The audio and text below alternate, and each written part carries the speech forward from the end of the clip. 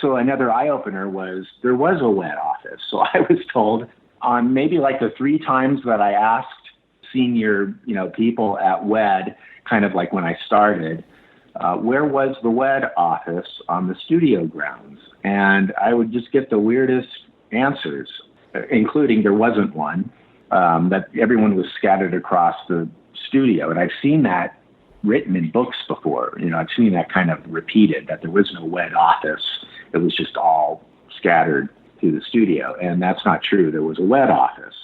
That was former Imagineer Tom K. Morris talking about his research into the very early days of Walt Disney Imagineering. You're listening to the Tomorrow Society podcast.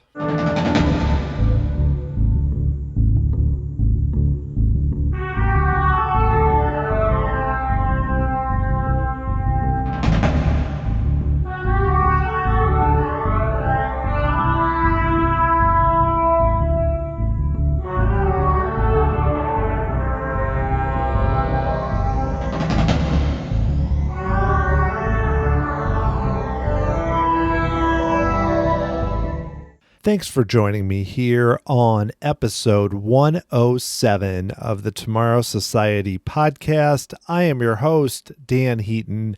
I hope you're all doing okay out there as we continue well into June. I know many of you are going to theme parks, Universal, SeaWorld, Disney opening right around the corner. Please be careful out there. Wear masks. Take care of yourself and other people, which is one of the main goals. We've seen a lot of studies about how wearing masks can make a huge difference. I'm not currently going to parks, but if I was, despite the heat and everything else, it would be a no-brainer. So that is my public service announcement for today. Have a great time at the parks. Please wear your masks. You're helping us all. As a society, we should be helping each other, and this is just one small way to do so. My guest today is Tom K. Morris. I was so happy to have the chance to talk with him once again. We talked last year about his work on Journey into Imagination, World of Motion, the castle at Disneyland Paris, and so much more. He also mentioned book projects that he's working on, including one about the very early days of WED. And I find that so interesting because a lot of what we know about Imagineering comes from stories of people who worked on the 64 World's Fair, time beyond that, and then, of course, EPCOT, and then the Disney Decade. But there's not as much known on people that worked on Disneyland in the 1950s and even the early 60s. And Tom is uncovering so much cool information, talking to people that are still around that worked at that time. And he digs a lot into what he's learned during this show, which was exciting to find out about, including you heard the intro clip where he talks about the WED office, which was kind of a nice detective story. So I was really excited to learn more about that, which I know almost nothing about Imagineering. Of course, known that as WED from that time period. Tom also talks a bit about the early days of EPCOT Center and what it was like kind of during construction and kind of his role in fixing things as kind of one of the new Imagineers. So that's really fun. And we also talk about his work on Splash Mountain. And I did want to give a disclaimer right now that I know Splash Mountain has been kind of again put into the news, understandably so, given its connection to Song of the South. Tom and I recorded this in mid-May, and we don't talk about Splash Mountain in terms of its history, in terms of Song of the South, and a lot of racist and problematic parts of that film. What we talk about relates to where Splash Mountain will be located in the park, and then the ride system. So I just wanted to mention that just so you know that this wasn't recorded this week and we just avoided it. It didn't come up at the time, but it's definitely an important issue that is worth considering what to do about that attraction. Before getting to Tom, I just wanted to say thank you so much to all of the members of the Tomorrow Society through Patreon. You're really helping out and making a huge difference. I want to say thanks to my most recent member, Dr. Alan Bowers. Thanks so much. I really appreciate it. You can learn more at tomorrowsociety.com/member. So I know Tom just did an event with the Walt Disney Family Museum. I wasn't able to check that out at the time, but really excited about that and so much more. He's a great storyteller, has a lot to say, is a huge Disney fan, and I'm sure you're going to enjoy this show. Here is Tom K. Morris.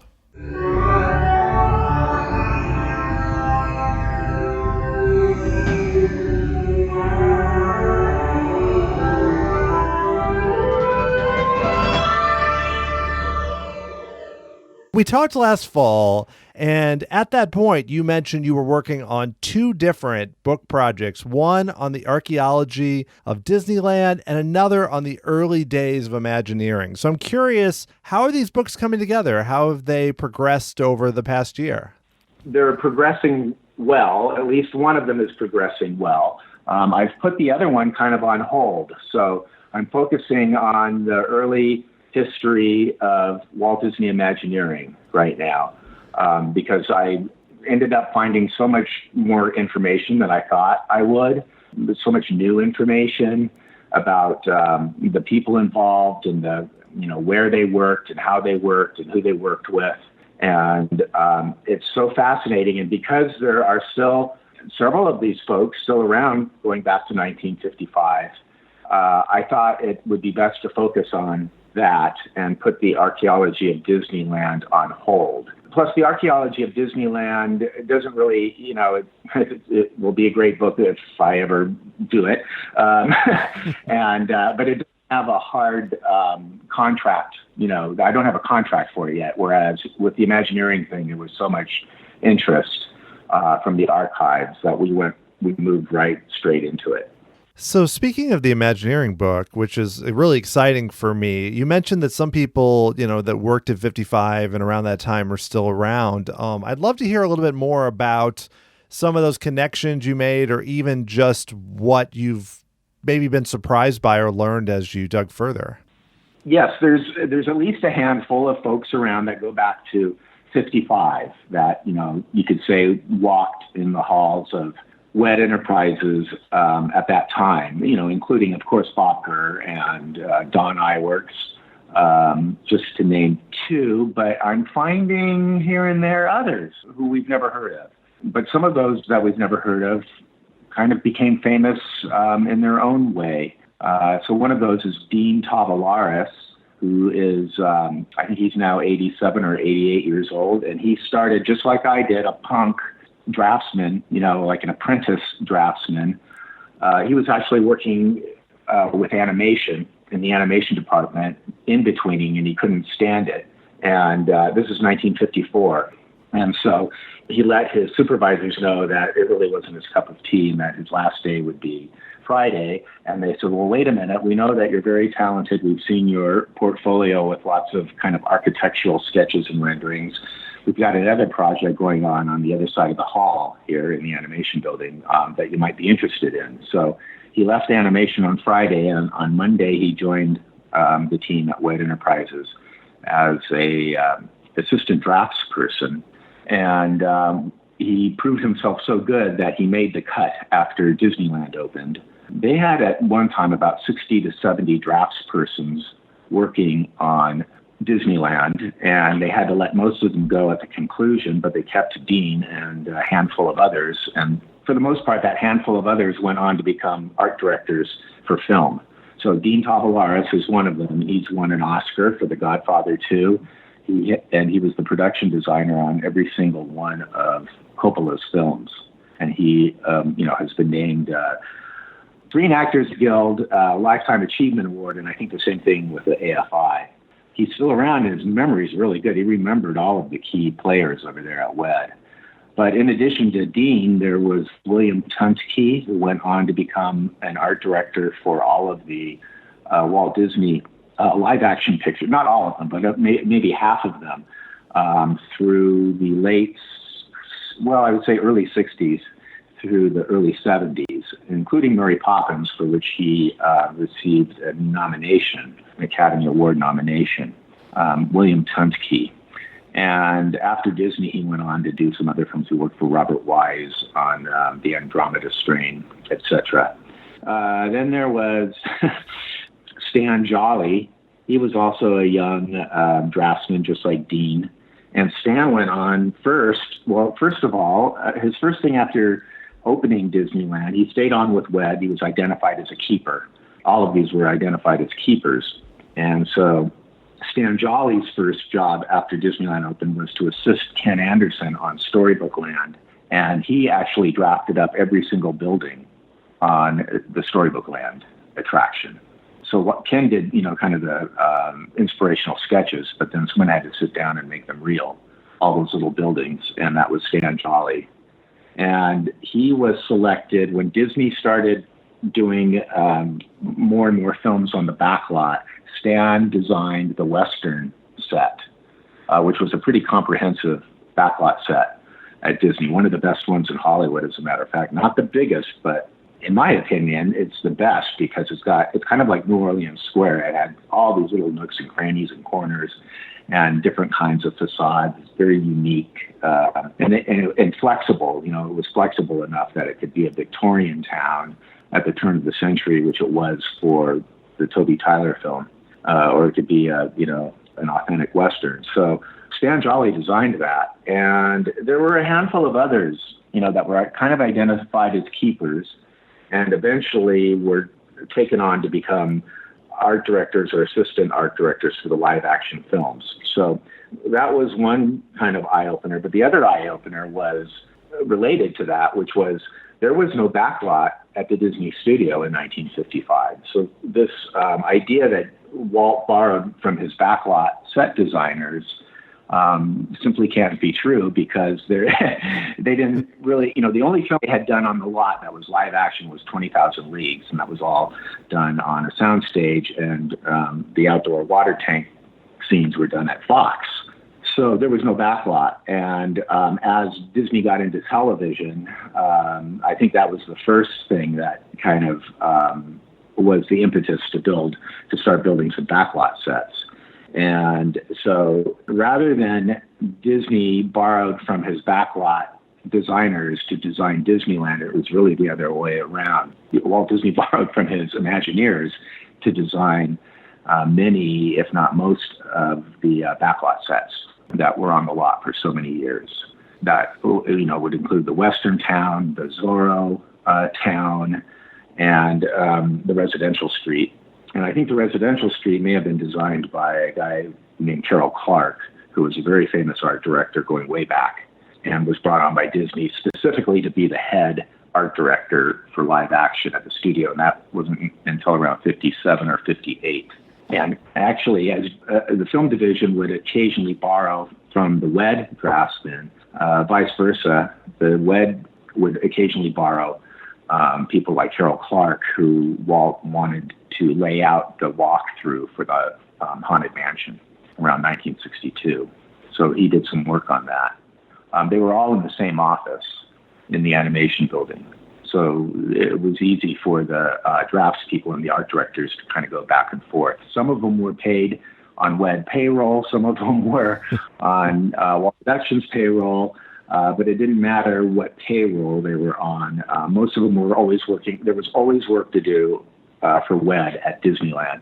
And then as motion pictures ramped up, they eventually moved that department out and separated it. It's really interesting to me because it doesn't surprise me that a lot of the people that worked on kind of the early Disneyland and around that time went on to become very successful in Hollywood and even with Disney, like you said, on live action, because that park, there's so much that feels like really well-designed film set or backlots, especially Frontierland, like in some of those areas. So it's interesting that we didn't know more about it and that you discovered so much, but it's not surprising to me, just given the more I think about Disneyland, how well it was put together. Oh, yeah. I mean, I've been studying all of, many of the original drawings, and there wasn't a lot of rework that was done. Very little. They got it almost all on the first shot, unless they didn't build it at all. But there wasn't like, two versions of Main Street or all these different versions. I mean, kind of, at the very beginning, yes, they were exploring the different approaches. But once they sat down to do the actual construction drawings, There was very little rework and very little correction. I mean, I've been looking at some of those original drawings, and they're done. They don't really start doing the drawings for the facades of the buildings until January of 55 with Main Street. The work that was done in late 1954 was mostly with Wheeler and Gray, the consultant, the structural consultant, and Sam Hamill, the consultant on every other engineering aspect. Those drawings were done in late 54, and then in January they started the actual construction drawings of what you finally see in the park, not the foundations and the structural steel and the framing and all of that, but all the good stuff. And so when you think that they were doing that, I mean, at the latest or at the earliest, they were doing it in January. But a lot of these drawings a lot of the castle drawings were done in March and April. And the Tomorrowland drawings are done in May and June. It's crazy. It's really crazy. So, that was another huge eye-opener. I knew that some of it was cut close, but I didn't know that none of it began until January of 5. The archives has been, kind in letting me go through some of the phone directories, which is a good way to pinpoint both, names of people, where they were, but also kind of the onboarding and offboarding and where it peaked, where the workforce was at a peak. So that's, also been very enlightening. And it really, really doesn't, get off and running until the end of 1954. And, there's some preliminary work, but they don't even buy the site. They don't even obtain the site until, I think, the spring of 54. And then they've got to do some studies, all the kind of civil engineering studies and soil studies and all of that. And I don't think they actually broke ground like they say. I'm not positive about this, but I don't think they broke ground like they say 1 year before. I think they may have driven a trailer onto the site on July 18th, 1954, but I don't think they started cutting till August. There are other people that are more expert at this particular topic than I am, but they didn't really start, clearing the ground until August. Yeah, and so they couldn't really begin the actual civil drawings then until about then. And some of those civil drawings are at UCLA. They're not at WDI. Don't ask why, but another eye-opener is that there's a lot of material on college campuses and other collections, archival collections all across the country that have very interesting things that aren't at Disney, because they didn't know in 1954 and 55 that any of this would have any interest whatsoever. So the original civil engineering drawings are at UCLA. And, and they show where all the original trees were and what trees to keep and which ones to take down and where the homes were and all of that. So that was another big eye-opener. That's more the archaeology of Disneyland, right? Yeah. But it does tell you about, the time frame that things were done at WED Enterprises.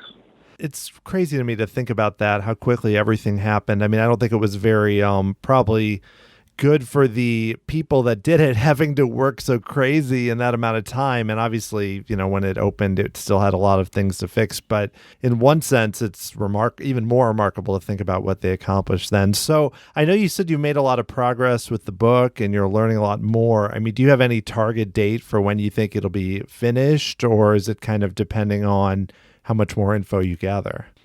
It's a little bit depending on how much more info I gather. I'm actually beyond the scope of the book in terms of number of pages right now, but I'm trying to get in touch with a few of these folks that go way back, and that isn't always easy. Also verifying, who's who and who did what.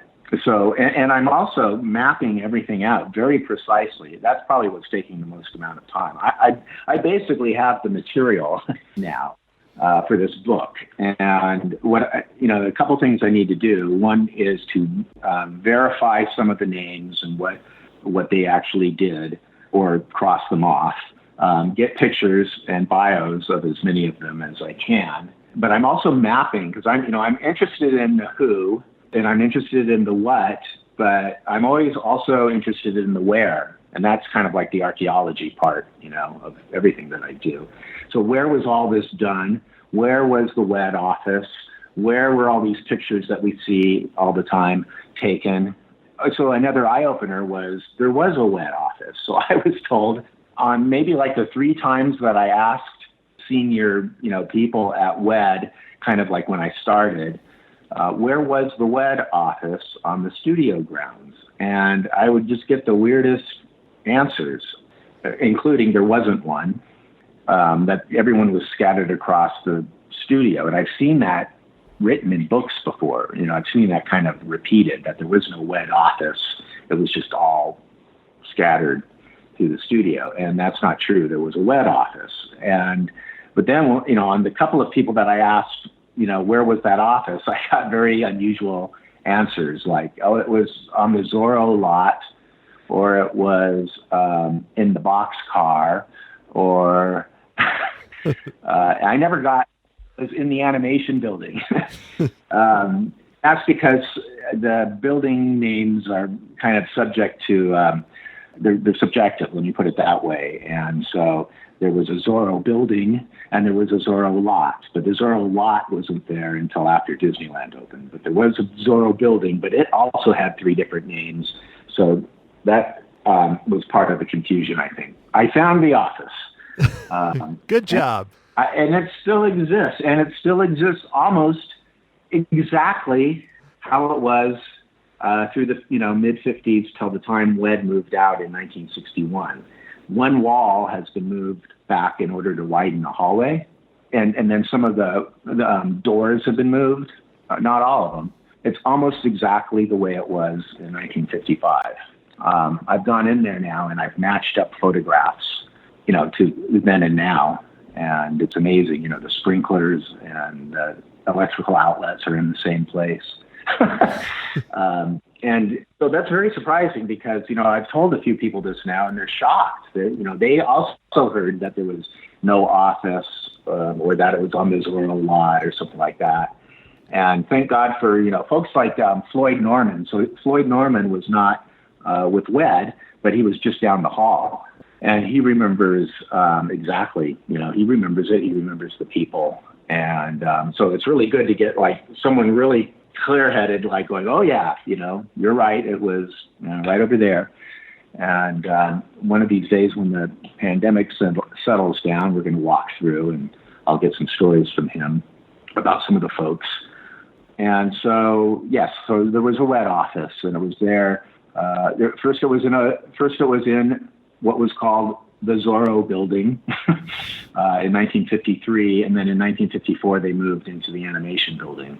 The reason it was called the Zorro building was that's why WED Enterprises was formed, was initially for Walt's other miscellaneous interests that, he was getting interested in, and he wanted to do some of his own things. And so the first thing was to get into television. And so he had bought the rights to Zorro, and he brought on board Bill Cottrell to begin writing it or assembling the writers together. And he also hired a guy named Nat Weinkoff to handle publicity for this Zorro series. And that's why he hired Richard Irvine, as a matter of fact. It was at first for Zorro, not for Disneyland. And then the Zorro thing underwent some complications, having to do with the networks wanted him to do an expensive pilot, and Walt didn't want to do a pilot for it. He was confident enough in it that it wouldn't need a pilot. They switched, Walt's concurrent interest during this whole time in doing it at Kiddie Park across the street flared up, and it's like, okay, let's concentrate now on this park instead of Zorro. So that's why it's called the Zorro building. I think they even started procuring props, if I'm not mistaken, because there's props that do show up in some of the photographs for Zorro. And but they didn't begin Zorro ultimately until 1957, and on the back lot. Yeah, so WED basically, you could say it started with about 6 or 7 people. In the middle of 53, I think is when they got serious about Disneyland, and started, so then they hired on Marvin Davis and Bill Martin, and there was a guy to handle kind of administrative things named Mickey Clark, who was Les Clark's brother. And that was it. It was just a small 6 or 7 person group. So let's see. You've all heard about, the long weekend or the lost weekend, however you want to describe it, with Herbie. And that was like later in the summer or September, something like that. And I think that's when the ball got rolling. They ran out of money right before that, and they had to let Bill Martin go temporarily. So he was the first furloughed Imagineer. They ran out of money to continue the design. Walt could only afford to pay Irvine and Marvin Davis kind of out of his own pocket. But after the Herbie rendering and they sold the idea to ABC, then they started bringing people on, and Bill Martin came back. And then in the middle of, or early 54, they moved into the animation building. I feel like you have enough information already for like 5 books. You're finding so much good stuff. I know. It's very weird. Let me say it's very then done an afternoon in an archival collection, going through nothing but black and white photographs and yellowy pages of documents. Sounds great. Yeah, well, there's nothing better than a pandemic to just go ahead and jump into all of that and get it over with. On a related note, since we last talked, you, I know, played a decent sized role in the Imagineering story, Leslie Iwerks series, which I really enjoyed. And again, that even had some images and clips that I'd never seen before from Imagineering. And the first episode, of course, is on Disneyland. But I'd love to hear from you. What was it like to kind of be part of that project and actually to be a pretty big part of it? Well, I loved it. At this time in my career, and, this all started around 2013, I think, for me. She started a year or two before that even. But around 2013, because I was one of the senior guys at that time, this kind of historical legacy stuff began just organically falling in my lap, just by virtue of the fact that I can remember some of the things that, went on back in the 80s. And I, did some work for the D23 Expo, for the Imagineering Pavilion for a couple of years. And through that, I gathered a lot of information, a lot of material, let's say, and learned a lot that I didn't know. And I had already been kind of gathering stuff on Haunted Mansion and Pirates because I just had that personal interest in New Orleans Square and the attractions there. But then, there were some other initiatives that came up, internal initiatives that required someone with some historical knowledge. So I started getting more and more involved. And that's when I heard from Leslie and her group and began working with her. And so, I basically was able to, just bring her attention to certain collections and certain areas that hadn't been mined so thoroughly yet. And there's a lot, by the way. Oh, yeah. So here's how, I think in the corporate world, basically, here's how it works. You've got a collection of stuff, but it is somewhat expensive.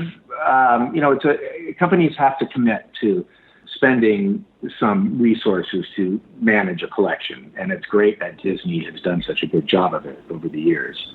What happens, I think, is as people write books, magazine articles are written, movies, like Saving Mr. Banks and Tomorrowland and such begin to, come into fruition.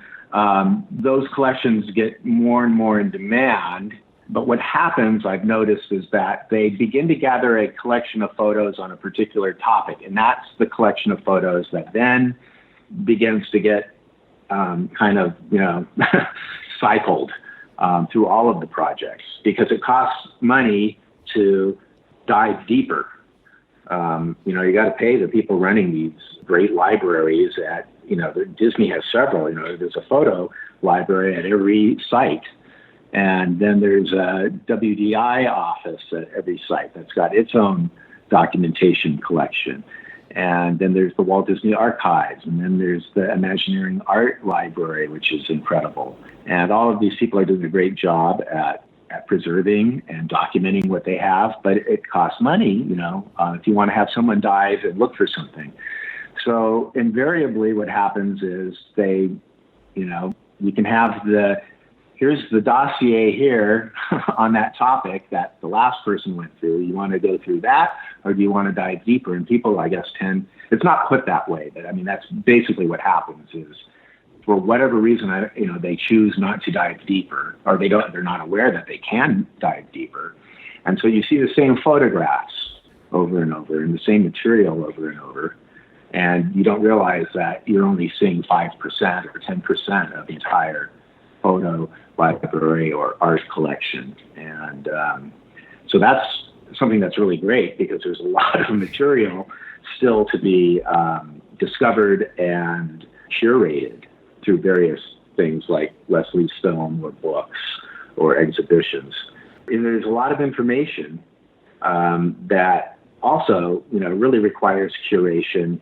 And I think the reason I got so into this particular project with Imagineering is as I was going through this material, I realized I might be the only person now who can connect faces to names, to locations, to time frames. Because I've seen so many of these photos now. I've read so many documents and memos that now I know that this person was with this other person when such and such photo was taken. So I go back to that photo that we may have all seen time and time again. And now I know the name of the other person in the photo. And so I just thought, oh my God, there's no one, I don't know. Marty was really good. I was working very closely with Marty on some of this, not so much directly on Imagineering, more on the archaeology of Disneyland, but a little bit on Imagineering. I'd send him a photo whenever I saw a new photo with someone I didn't recognize. I would get a really quick response from Marty on that. Now with Marty gone, there aren't very many people left. Orlando Ferrante has been great. And he goes back to 62. And basically Marty went back to 62 because that's when Marty started at WED. He was at Disneyland before that. So Marty never worked out of that office at the studio, nor did Orlando. And nor did Bob Gurr, because Bob Gurr worked out of the machine shop. When I started to, I have never seen a photograph of the WED office. There must be one somewhere. And so the archives, cooperated with me in going through some of the old photographs. And there's no book that says old WED office. You have to kind of think about where a photo might show up. So there's photos of VIPs being taken around the studio, and that's where they pop up. And so they're taken into the WED office, and there's a couple photo moments that are taken in there. And I don't think anyone who's looked at those photos has realized that that's the WED office. It's just, might look like a random office in the animation building. From those photos, I've been able to figure out where all the rooms were and where people, or where the models were done, and a lot of the drawings were made, kind of like the war room, if you will. And I've been able to match them up now to fire sprinklers and electrical outlets and things like that. So it's a little obsessive, but what's spinning around in my head is if I don't do this now, there may not be anyone who can connect all the dots later. Right. And you mentioned even Marty. I mean, that was great to see him on the Imagineering story. And, just given that he was gone, and then Bob Gurr and, Rolly Crump and others, that, like you mentioned, Orlando Ferrante, that they're gone. And then the information, no matter how good you are at figuring it out, you need somebody to confirm what the picture actually is, or at least to help you with that, or it's not going to work. So that's a big part of it. And so I know I kind of drifted off of Leslie's documentary, but that was a fantastic project because I got to put some of that detective work to use. And it was such a refreshing kind of project that, knowing that it was going to be a real documentary and not just a corporate puff piece, because the real story is so fascinating. Why make things up? So I think that's why people have really gravitated towards it, and why it's gotten such acclaim is because it's a real story, and you get to see, behind the scenes stuff. And I remember growing up as a kid watching Walt, show you stuff behind the scenes, the Tiki Room and the World's Fair and Pirates of the Caribbean. And I was not psychologically harmed by that. It only made it actually, kind of helped plant a career seed in my mind. And so in recent years, the company has shied away from any kind of behind the scenes things because they think that it's going to destroy the magic. And so it was so refreshing. I disagree with that strongly. There's a time for it, and there's a time definitely not to do it. But, you have to take kids as being much more intelligent as they, are. And, after they're past the age of 5 or 6, they realize that these aren't, real things. And that the story behind it is just as interesting sometimes. And so I was really glad that the studio agreed and that Imagineering agreed with that approach with the documentary. And that's why we got to see a lot of really cool behind-the-scenes stuff and also really cool just vintage footage of Disneyland in the 50s and 60s. And there's a lot of that footage still to go. You saw the tip of the iceberg in terms of footage that you haven't seen. You bring up a really good point because I've watched enough of the, whether it's something on Travel Channel, Discovery Channel, whatever, different things on DVDs and been so frustrated sometimes because you feel like you're on the cusp of learning something really cool and it doesn't always happen. It's like there's like a wall, like, okay, we can tell you the usual stories. So that's what really attracted me to it. Didn't go in for sure thinking that. I went in thinking, well, this will be interesting, but did not expect it to be even sometimes critical of things that happened, which you never see. So that was something that was really positive for me, was that not that I want to see attacks, but that it was honest about some challenges. Right. Absolutely. And I think, people are intelligent enough to kind of, suspend disbelief, know when to suspend disbelief and when to, accept the fascinating true story. Yeah, I want to make sure we have a little time to ask about a few things that you worked on here. I know there's more than we can cover, but last time we talked about World of Motion and Journey into Imagination and a lot of your work with EPCOT. I did want to ask one thing about EPCOT. I'm curious, you just mentioned earlier about Disneyland and how it went so quickly and how they were just scrambling. And I know that was kind of the case with EPCOT. So I'd love to know your personal experience just being there in that like August, September timeframe for EPCOT and just how much had to be done and what that was like, just kind of being part of that. It was stimulating and it was really wonderful. It was great learning experience. I was thrown right in there with George Head's group with PICO, doing kind of all the necessary immediate field drawings that are the result of something either overlooked or not installed or constructed properly. So the first thing, isn't to just go, okay, Mr. Contractor, you can clearly see in this drawing, you did it wrong. Now you go back and fix it. That isn't always practical from a time frame standpoint. So sometimes it's like, can we live with this column in slightly the wrong place? And if so, what do we do to mitigate it? And so it's kind of, part of a triage in a way. I was in an office with 6 or 7 other people. Basically, every day you'd go out into the field, you'd get a call on your radio, there's a pipe in the middle of the scene or whatever. There were so many different things that it could be. Or sometimes it's like we forgot to design something for this space. Occasionally there was like something that you didn't want to see that you saw that wasn't caught in the model or on the drawings, or some space that was underestimated how large of an expanse it was with nothing there. So it was a combination of all those different things. Every day you're doing some drawings and sending them out as a bulletin, I guess.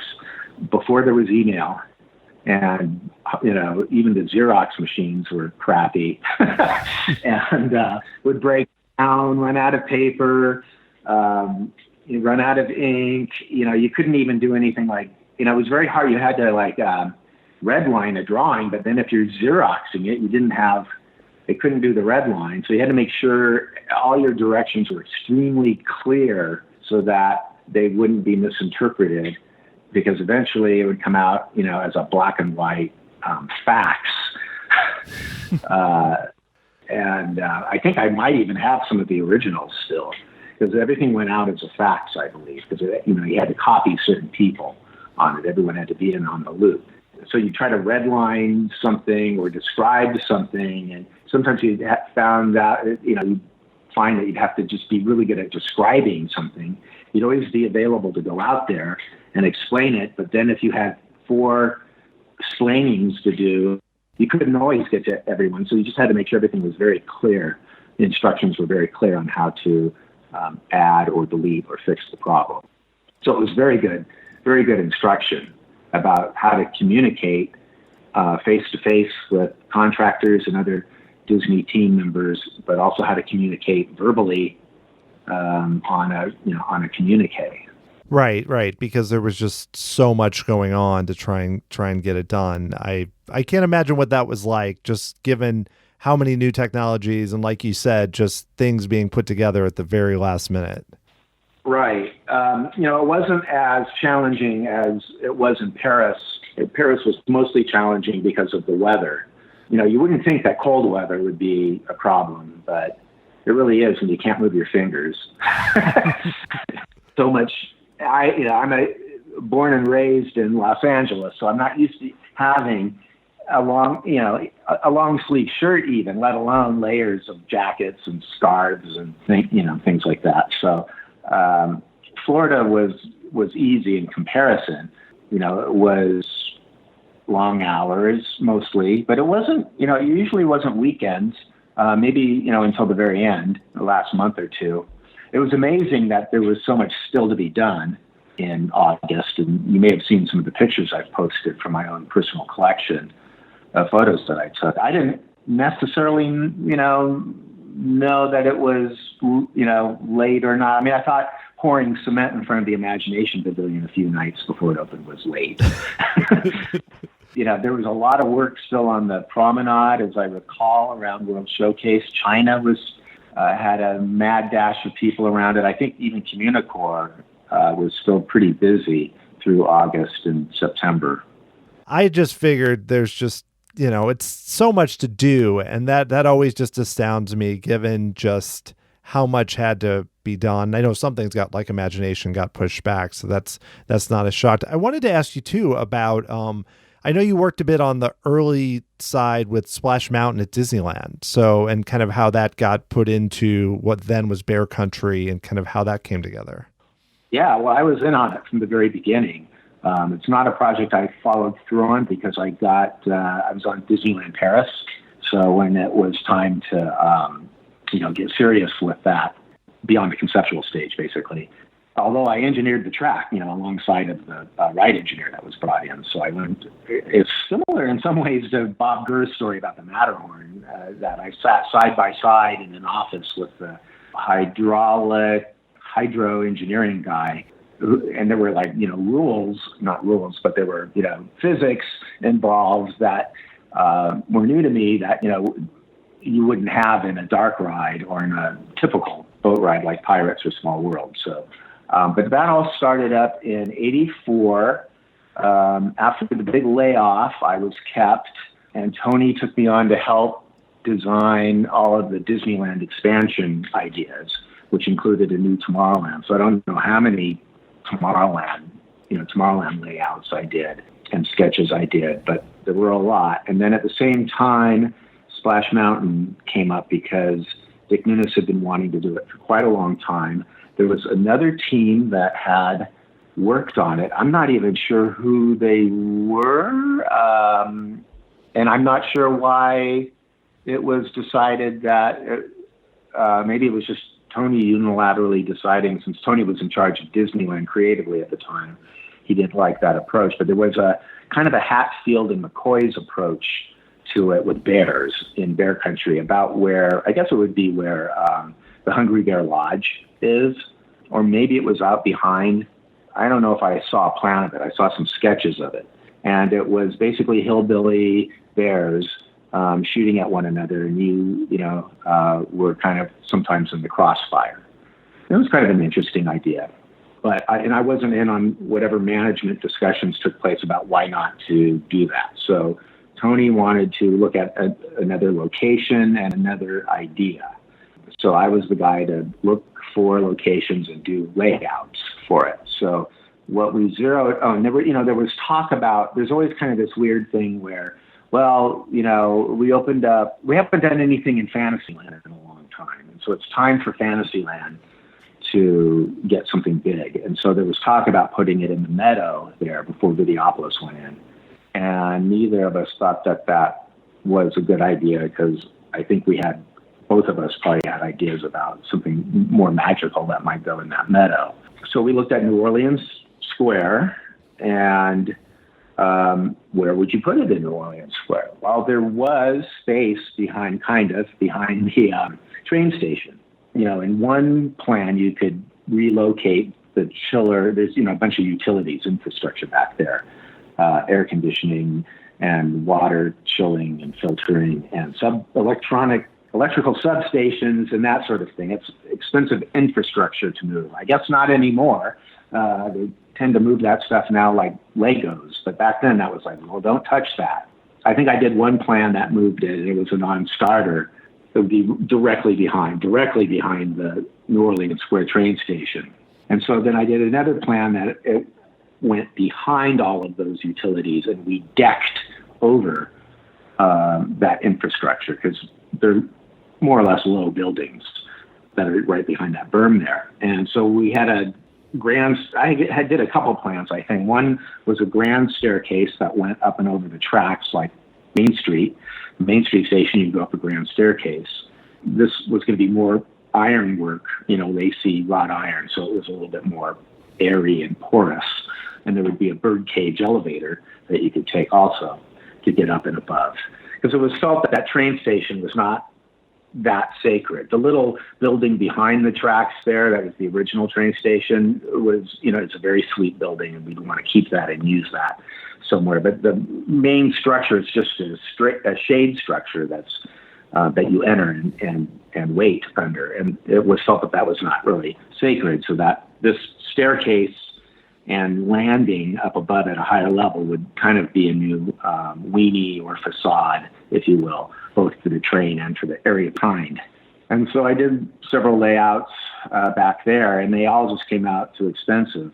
Oh, by the way, there was also, there was a tunnel at one time underneath that went underneath the railroad tracks, and the idea was it was designed for the New Orleans Square. And it was designed with some flexibility in mind in case they wanted to either expand New Orleans Square or bring back Holidayland. And so there, you can see it in some of the models. I think if you look carefully, there's an underpass that goes next to the French Market, and underneath the train tracks, it's about a 20-foot wide tunnel. And so they had kind of, kept this right-of-way. The right-of-way is still there, but the tunnel has now been filled up with mechanical equipment, let's say. So it's no longer, usable. But back then, I don't think it had been filled up. So that was another idea, is that you'd have either one staircase that went up and then an underpass that went under, and the underpass eliminated the need to do an elevator. Anyway, all of those options were still too expensive, because, you're just paying for staircases and area development and stuff that you didn't need. And so all of these different plans came out too expensive, and I think Tony was ready to throw in the towel because he didn't want to build it in the meadow. It was also, there was really no place. I don't know why we didn't think about putting it in where the Festival of Fools thing eventually went in, but there was some reason we couldn't or didn't use that space. Maybe Tony was still thinking of Discovery Bay at the time, so he didn't want to. That's probably it. So we didn't want to use that plot. And I said, I think there's one more place that we could try to squeeze it in. And he was very skeptical, like, where? And I said, well, that berm where the Sleeping Bear is between Haunted Mansion and Bear Country. And he's like, there's no way you could get anything. That's just a skinny little wiener of a piece of land. And I said, no, it's bigger than you think. And then it opens up behind. And so we had all the metrics from the Knott's Berry Farm log ride. someone had a layout. It might have been Tony or someone had a layout, a mechanical engineering layout of the log ride. So we knew what the metrics were. And so we weren't going to push those metrics. We would use those metrics because they knew that they worked. And by metrics, I mean things like the turning radius, minimum turning radius, minimum maximum incline of a lift, the same with a drop, vertical curves going in and out of the lifts and drops. And there's a whole bunch of other kinds of metrics. And so I just used all of those metrics and found out a way to intertwine a track on that little piece of land, and it would go under the railroad track and over the railroad track. And we wanted, the thing about, the objective was Knott's Berry Farm's got, a really great log ride. So whatever we do, it has to be twice as good. It can't just be incrementally better, especially if it's to be marketed, in a big way. So we wanted, the Knott's Berry Farm ride had 2 drops. So we wanted 3 drops. It had, 2 lifts. We had 2 lifts, I guess. But we wanted it to be long, and we wanted lots of audio animatronics, and the drops had to be, at least one drop had to be much more thrilling than the one at Knott's Berry Farm. So I figured out a way to get that track to twist and turn around that piece of property and then go out to the back behind the Haunted Mansion. And the only thing that was sacrificed really was the restrooms. And Tony always had this thing about those restrooms, like, why would restrooms should be hidden around a corner or tucked, incorporated otherwise into a building, not its own freestanding bathroom building.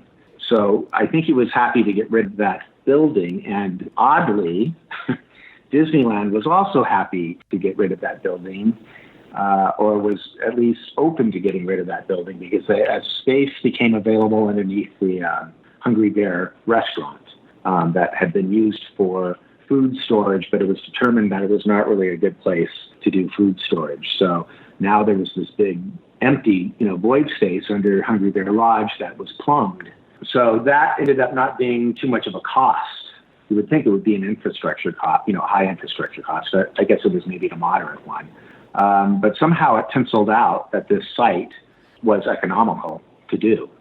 And so we went to work at designing this, and John Stone and, did a lot of the work in terms of staging. I did as well in terms of kind of what are the basic beats, like where would this go? Where does this make, where does a drop make sense? Or in some cases, you've got to put a drop here. So that could be, you drop into how do you do would be kind of fun.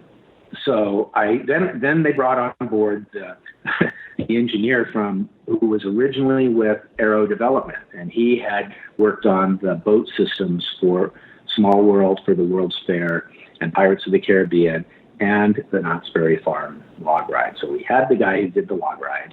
He was working for another firm called O.D. Hopkins, and they brought him in to work with me on the track layout, because Tony loved the track layout and he didn't want an engineer saying, well, here's why you couldn't do it. Because I guess that had happened on some other attractions he worked on. So he wanted someone pushing back. And so the engineer basically would, just give me the input about what you could do and couldn't do. And so there was some hydro engineering that I was totally unaware of, having to do with speeds and velocities, that don't apply on It's a Small World or Pirates, because those are flat attractions that are propelled by water jets, in the canal. And you can prescribe whether you want the boats to go 2 feet per second or 3 feet per second. When you're coming off of a lift or going into a drop, there's no prescribing. There's only the real physics. And also I found out, which was really weird, just even in the kind of gentle areas in between drops and lifts, there was some physics involved. So there was this weird metric that was, this weird little piece of physics that was, you can't have the boat go 5 feet per second. It will only go 2 feet per second or start up again at 7 feet per second. So you have to designate in your plan, where you want it to go. I think maybe it went up to 3 feet per second, but there was no such thing as 4 feet per second, 5 feet per second, or 6 feet per second. having to do with gravity and water, right? I'm not a physics expert. I just took his word for it that, okay, and that had, it was important because some scenes you didn't want to speed through. And, you want to be show scenes. And so you had to kind of choose, are you going through it at 3 feet per second, or are you going through it at 7 feet per second? So there was all sorts of kind of weird, alchemy like that. And so, I think maybe for only 2 or 3 weeks, we were together to come up with the final track, although it was later abridged. The back building was at one time just a little bit bigger. There was an extra minute in it, I think, and they took that out, which was probably fine. I think it's fine the way, it ended up. But basically that, they built that from my track layout. And I remember Bruce Gordon and I went out to Busch Gardens in Florida. Tony sent us out there because he said that it's the only log ride that has this thing called a dip drop on it. It was also designed by Aero Development, and it's got a part where the boats go down and then rise back up. And Tony thought that it was a neat idea, but he had not ridden it, and he was really busy with a bunch of other things. And he wanted me to go because Bruce said he thought it was a dumb idea, I guess. And so he wanted me to go to get, at least 2 opinions on it. And so we went and rode it, and I thought it was fun. I mean, I could imagine it being inside as a surprise element. And I don't know why Bruce didn't like it, because Bruce always liked, kinds of things like that. But, it was kind of noisy, and it was kind of like, for a moment, it kind of takes you out of the element because you're floating on water and it's very quiet. And then all of a sudden there's like this, you're on metal. You're all of a sudden on a roller coaster and then back out. And maybe it was that lack of continuity that Bruce didn't care for, but I thought it could be a lot of fun. And so we came back and Bruce said, I don't like it. And I said, I do. And Tony said, well, Tom wins. Okay. I guess all Tony needed to hear was it was fun. I thought it was neat. And then I didn't work on it too much after that. I think, I did iterations of the plan, and I did iterations of the area development plan of how we didn't know at the time we would change the name from Bear Country, but even the name of the attraction, was the Zippity Doo-Dah Zipper for quite a while until Eisner came on board in this process and said, call it Splash. So, okay, from that day on, it was Splash. And he also was like, we had designed this big drop at the end. It was like, Knott's Berry Farms was 35 feet, so ours had to be 50 feet, and theirs was on a 30-degree angle, so ours had to be on a 40-degree angle. And Michael said, no, ours has got to be 60 feet. Or no, he said, what's the tallest water drop at any park right now? And someone looked it up, and it was, 55 feet. So Eisner said, okay, yours has got to be 56 feet. I'm unsure of the exact numbers right now. I'm sure I have it somewhere in my files, but so there was some rework there. And then I think as soon as I was done with that and delivered the final layout, then I was on to Indiana Jones and Star Tours and Videopolis and all these other things. I did not participate in the construction of Splash. I wasn't there at the opening. I was probably in France. They did forget to send me a jacket, a team jacket. I was forgotten altogether. But anyway, that's just part of the job. I'm glad you got to tell the story here so that you can get the credit you deserve for this. This is important. Also, the other little piece that I added to it was Chickapin Hill up at the top. Tony probably remembers it differently because John Stone built a model of it, but he did put it on the model from my drawing, from my idea. I remember driving home with Tony because we both lived in Orange County, and I said, what if you did that little, I didn't know the name of it, but I remembered in the film there was that log, that funny-looking log. And part of what little training I had in college was, communication design, product design, package design, logo design. So I was always very like, whatever you design has got to be memorable. It's got to work as a logo. It's got to be a strong profile. And just doing a hill is going to be another blob out there. There's got to be something that a finial or something that you put on the top of that hill that makes its signature. And so I said, that log that's in the story, and I thought he might think it's a dumb idea, because why would water be coming out of the log? But he liked the idea, so I drew something up, and then I gave it to John, and John built the model of it, and everyone loved it. So that was the other little thing I added, but maybe not remembered. And then I was on to other projects. Well, cool. Yeah. I mean, you just listed a bunch of other attractions that you went to next that I want to ask you about, but I think we will have to save that for a future episode, which this was so much fun, Tom, though. I'm super excited about your book projects, and I love hearing the stories about the old classic attractions. And so thanks so much for being on the podcast. If people want to follow you, social media, or learn more about kind of your projects, you post a lot of really cool stuff. Like you mentioned those photos. I love catching up on some of those and some things you find. So where should people go? Getting low on inventory because even though I still have, quite some inventory, but I have some really great things, but they're for the book, and they're not to be shared on social media. I have so many things I'm dying to post because, oh my God, here is, this thing that we've never heard of, or this person, or these people, or this office. There's just a lot of amazing things that I've collected, but they'll have to wait for the book.